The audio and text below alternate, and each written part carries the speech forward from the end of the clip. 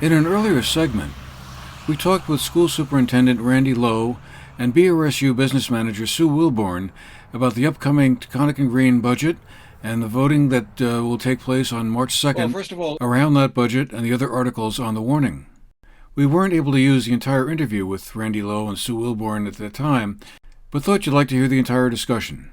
Here it is. First of all, Superintendent Lowe and Business Manager Sue Wilborn, great to have you with us today.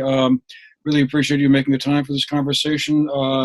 Just to tell us a little bit about what's in the Taconic and Green Regional School District budget that voters would want to know about prior to your information meeting that will be scheduled for February 23rd.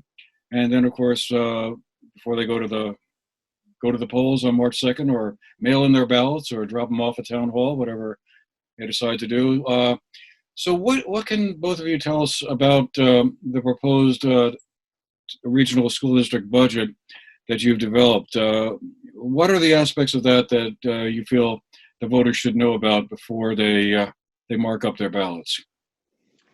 So the first thing is we were able to approve a budget that is a 0.7% decrease. So the voted budget is going down by $232,000 from the prior year's budget. And the main two reasons for that is we have some reductions in staffing, and we also have some return of surplus from the supervisory union. So that impacts the assessments from the supervisory union. So those two things are the main drivers for the budget going down. The other thing that's important to know is right now we're projecting an equalized tax rate that's also going down of about 5.6 cents. And I would say one of the main reasons for that is we were able to use our sizable surplus from last year. We were able to apply that to next year's revenues in order to help reduce the tax rate. The property yield also is a big driver in the tax rate, and we don't yet know what that is, but right now we're using a number that was approved by the House Ways and Means Committee. That's 11,385, and if that number stays as is, then we would see a tax rate that would be a 1.547. It's a 5.6 cent decrease from the prior year. And are there any items that are changing in the budget that are kind of substantially different from last year that folks might find interesting? Sure, I'm happy to jump in and just share a couple of things with you related to that. As Sue indicated, we're reducing 6 positions between last year and this year. In the budget, we're reducing 6 positions. We've also purchased a new assessment system and personalized learning system called iReady for reading and for math that we started this year, and that is an addition to our budget.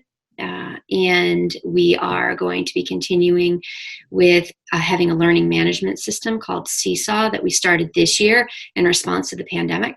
And so we want to continue that. It will look likely very different next year, but teachers and staff have worked incredibly hard to learn a system, and many people have great value in it. And so we want to continue. We don't want to waste the learning that's happened. It's a great tool to use in our classrooms and for our students. The other two kind of additions to the budget are that we will be conducting an equity audit of our entire system to kind of look at equity and how that how equitable our practices are within our schools, and we're in the process of getting that started, so I don't have a lot of details around what that will look like at this point. And then in response to the last year, we've also expanded summer programming, so we've added money into the budget to expand summer programming for more students for the upcoming summer. So this year, I'm sure, has been a very challenging one, coping with the COVID pandemic and all the ramifications from that educationally. I guess I'm just wondering, looking forward, what do you see as the sort of ongoing challenges, or maybe challenges yet to come even, that are on the horizon? I mean, you mentioned the summer school expansion. I'm just wondering, is that a consequence of concern that some students may have not maintained grade level learning as they would have done if it had been all in-person learning during the school year, or was that driven by another factor? Right. Well, we know that learning has been impacted, right? Teaching and learning were impacted over the last year, given given the conditions we found ourselves in. And so we will be looking at our student performance data. We'll be looking at what's going on, and essentially we wanted to be able to provide additional learning opportunities over the summer for students. We're not entirely clear what that need is right now, but it seemed like the most appropriate kind of proactive step to make sure that if we determined that there was a need we wanted to address, that we were able to do so. I think that, school's been different this year. As I look ahead, I am concerned about the transition back to in-person learning. We've all been living under pretty chronically stressful times and conditions, and coming back to a more typical school day may be challenging, right? We have a lot of students that have not been in full-time, 5 days a week, 6 hours a day. And the way in which they're attending to teaching and learning is going to be different. So we are looking at expanding some positions next year through COVID relief funds or through another funding source called ESSER to support students and families and teachers as we look ahead for kind of the novel conditions we may find ourselves in. So we're including a social worker position, an executive functioning coach, which that position is designed to help everyone kind of get back to school, helping kids do school again, right? There's a lot of routines and structures that may have been lost. We want to support our kids and teachers in being successful with the return and transition back.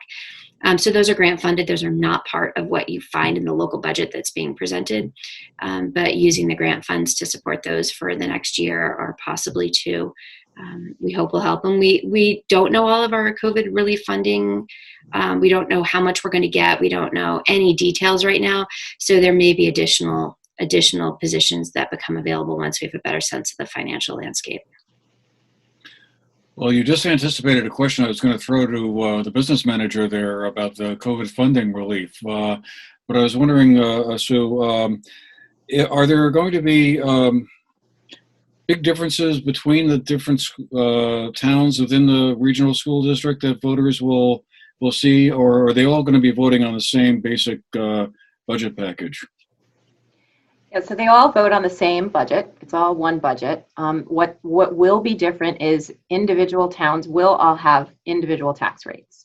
So the voted budget produces an equalized tax rate that's shared, and then that tax rate is divided by each individual town's common level of appraisal to get the final actual tax rate in each town.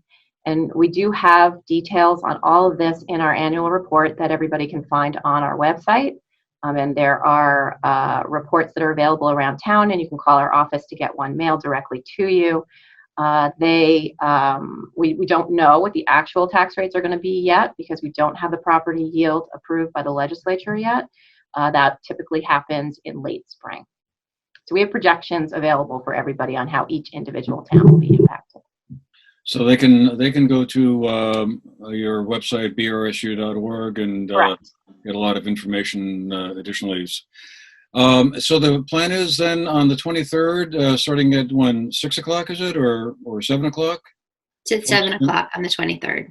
Okay, folks can Zoom in and they'll hear you. They can. And answer questions and stuff. Yes, so the link is available on the brsu.org website, and it's also in the inside cover of the annual report, which you can also download from the website, or it's at town offices, which Sue talked about earlier. And we'll be doing a presentation to share information with folks, and then there'll be an opportunity for any questions that people have. We want people to have a good understanding of what they're voting on.